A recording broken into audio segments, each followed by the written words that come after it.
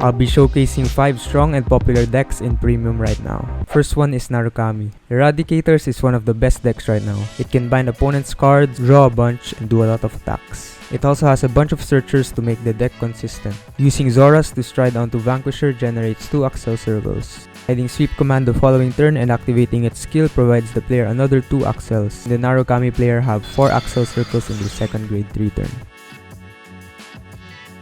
Exterminate Dragon, Soul Blast 1 to draw a card for each of the opponent's empty front row circle, and CB1 to give the front row plus 10,000 for each of the opponent's open front row circle.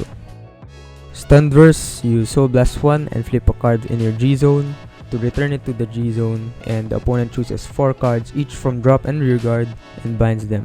For every 4 cards in the opponent's bind, you draw 1 and the opponent binds a card from hand. Impede, GB1, flip a G-guard, your opponent chooses a rear guard to retire then bind. If the number of rear guards is less than your opponent's by 2 or more, the opponent chooses another one to retire.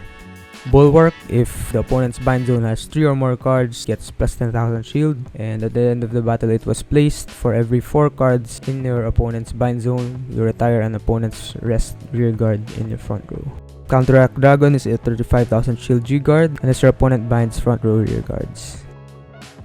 Next up is Mega Colony Ghidorah. Make sure you prepare your deck to play around Ghidorah. This deck can immobilize opponents, leading to uneventful turns if not prepared. Using Jaggy Devil to stride onto Darkface generates 2 protect markers and makes Darkface GB2 skill active. Is Soul Blast 2, if an opponent's rear guard is placed, they can rest it. Ghidorah and Mega Colony V units also turn your rear guards into Cradle markers. The stride that has caused a lot of debates and controversies whether they should ban this card is Ghidorah. CB1 and flip a card in your G zone, mostly Malignantis, and until the end of opponent's next turn, units can stand in the stand phase and opponents can only call from hand. And on attack, Soul Blast 1, they search their deck and call 1 grade 3, and it gets plus 10,000. Mostly they search Helldemize to stand another rear guard to make 5 attacks. Malignantis is if face up in G zone, CB1 and put a rear guard to soul, retire an opponent's stand rear guard. If retired, draw 1 and countercharge. If did not, give minus 10,000 to your opponent's Vanguard. Cruebel is a 45,000 shield G-guard for a Soul Blast, but the opponent can rest any number of rear guards and it gets minus 10,000 shield for every rested rear guard. Relish Lady, GB1, flip another G-guard. When placed during the battle the opponent's Vanguard attack, the opponent chooses 2 rear guards and may rest. If did not rest both cards, you draw 1 and countercharge and soul charge. Morphosian is a 25,000 shield G-guard if the opponent's standing rear guards is 2 or less. Cards to look out for: Brilliant Blister V, on place on Guardian Circle, they can Soul Blast 1 and discard 1. The opponent's Vanguard is rest 1 of your opponent's rear guards and it cannot stand at the end of turn. Brilliant Blister G, on place on Guardian Circle, the opponent's Vanguard cannot stand until end of the turn. Link Joker's Chaos Breaker Dragon. Chaos Breaker removes your markers and specializes in locking or placing locked units in your field, making it a challenge to play against. Chaos Breaker's main skill that you have to worry about is when one of your opponent's rear guards is unlocked, you Soul Blast 1 and retire it. Draw 1 and the opponent removes 2 markers including protects in hand. And the user gets a force marker for each marker removed. Some also likes to run a secondary Vanguard, which is Freeze Ray. When a card goes to the user's damage zone, lock 1 of the opponent's rear guards.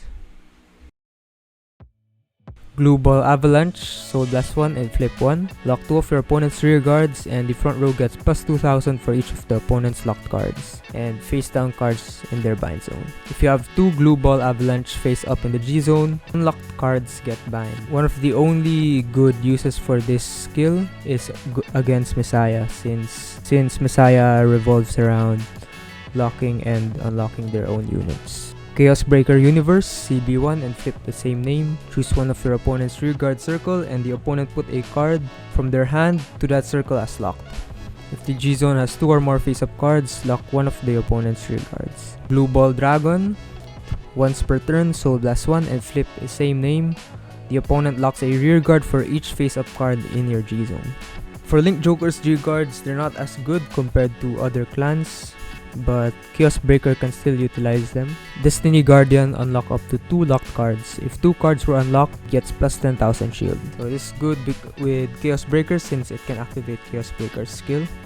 Cosmo Wreath CB1, the opponent chooses 1 rear guard in the back row to lock. If you locked, this unit gets plus 5,000 shield. Lacus Carina, CB1 and flip a G guard. Lock up to 3 of your rear guards and the opponent locks the back row rear guards the same amount as the rear guards you lock. Bermuda Mill uses Willista or Eve to reduce the user's deck to just 1 card remaining, and start the loop where your opponent must draw a card due to Mertoa's skill. They keep on doing the same combo over and over again until the opponent's deck's out. This deck is non-interactive, only very few decks such as G Night Rose can interrupt the loop. The loop uses Murals, Mertoa, Darlings, and Weddles. I'm sure you can find a video in YouTube or in the internet to teach you how this loop works if you're really interested. Dimension Police has massive Vanguard swings easily exceeding 100,000 power, with many criticals. They can also use Linka to break the Sentinels you guard with. This deck can easily pin you at 3 damage, thanks to their high-powered Vanguard attacks with 3 or more criticals. The deck uses a lot of grade 3s but they get shield from Dieliner and Geomaglas. For the main strides, Geomaglas on Vanguard or G-Zone, Con, all grade 3 on rearguard circles and guardian circle, gets 5,000 power and shield, and also intercept. This also stacks, so having 3 face-up Geomaglas means 15k plus 15k shield to grade 3s.